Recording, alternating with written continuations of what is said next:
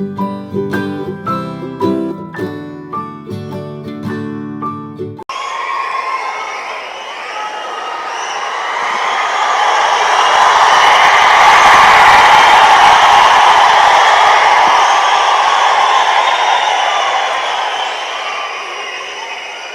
నమస్కారం.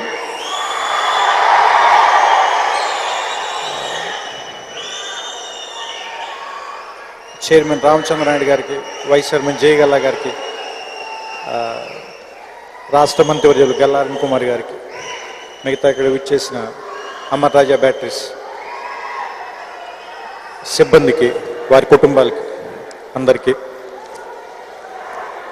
నేనేదో బాగా ఎక్కువ మాట్లాడతాను ఎక్స్పెక్ట్ చేస్తున్నారు. నాకు నిజంగా అంత రాదు.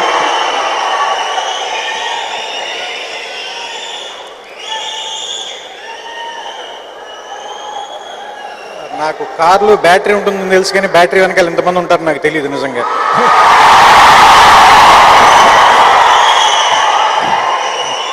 సో లాస్ట్ 3 days నుంచి బ్యాటరీ అనేది జీవితంలో ఎంత ఇంపార్టెంటో నాకు ఇప్పుడే అర్థమవుతుంది.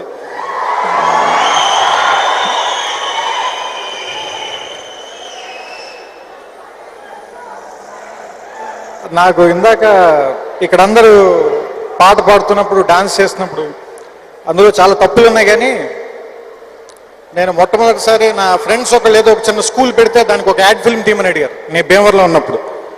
దేవుడి దేవాల యాడ్ ఫిల్మ్ ఇప్పటికీ ఎవరు చూడలేదు. చూసుంటే నాకు సినిమాలు ఇచ్చిండేవారు కాదు. ఎందుకంటే ఏం తీయాలి తెలియ తీస్తూనే ఉన్నాం రోజంతా. కాకపోతే ఇలాంటి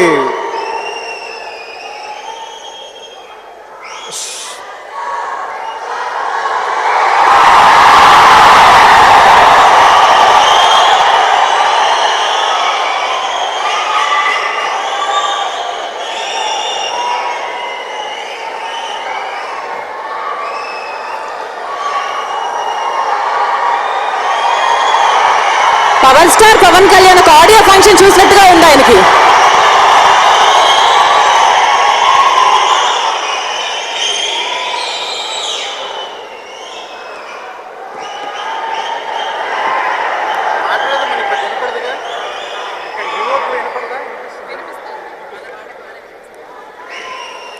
అంటే నాకు బేసిక్గా భయం, మీరు ఇలా భయపెడితే ఇంకేం మాట్లాడలేను, మొత్తం మర్చిపోతున్నాను.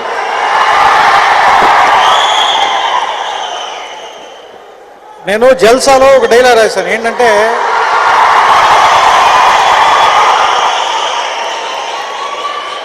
అదే గాలి, నేల, నీరు, నిప్పు, ఆకాశం ఇవందరివి, వీటి మీద అందరికీ హక్కు ఉంటుంది. అవి కొంతమంది చేతుల్లో కాపీ రైట్ ఉండటం కరెక్ట్ కాదని. అంటే అది బేసిక్గా నా ఒపీనియన్ కూడా అది. అంటే ఇక్కడ ఫస్ట్ నన్ను అట్రాక్ట్ చేసింది ఏంటంటే, ముందు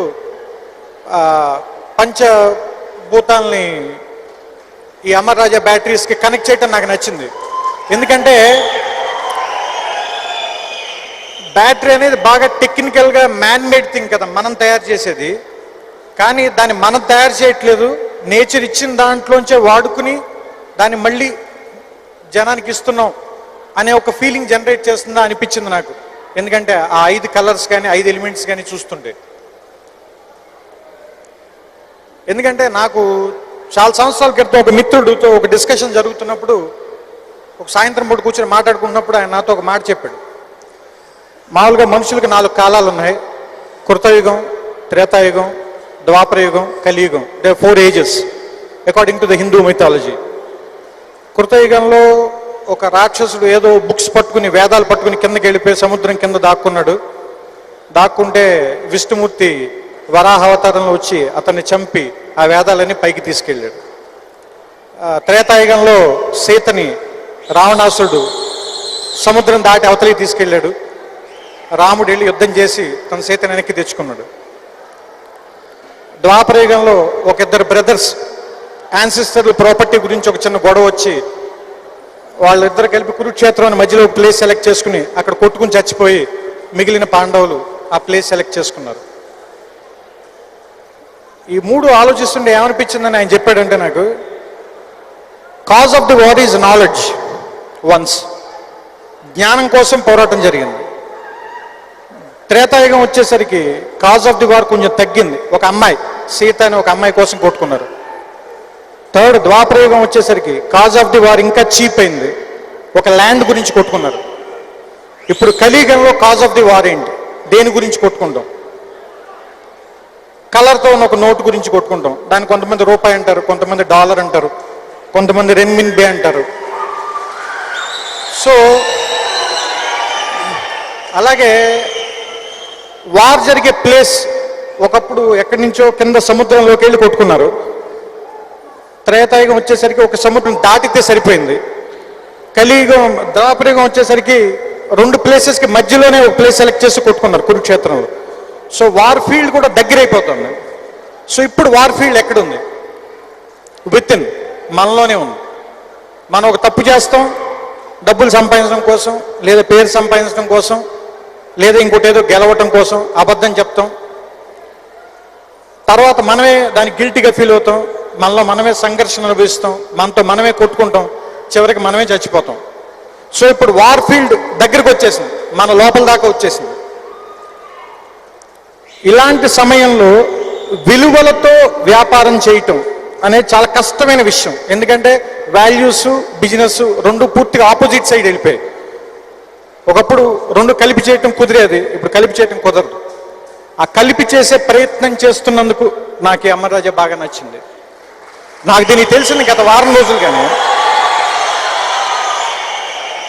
నాకు యాక్చువల్గా అమరరాజా అనగానే గుర్తొచ్చేది, చాలా సంవత్సరాల క్రితం టీవీలో లాస్ట్ లాంగ్ రియల్లీ లాంగ్ అని ఒక యాడ్ ఉంటుంది. నాకు యాడ్ బాగా ఇష్టం, ఎందుకంటే అందులో చివరిలో వచ్చే సాంగ్ చాలా నచ్చుతుంది. ఆ యాడ్లో చివరి మాటలనే నిజంగా ఈ Amara Raja last long really long ఉండాలని మనస్ఫూర్తిగా కోరుకుంటూ మీ అందరికీ నా శుభాకాంక్షలు తెలుపుతూ థ్యాంక్ యూ.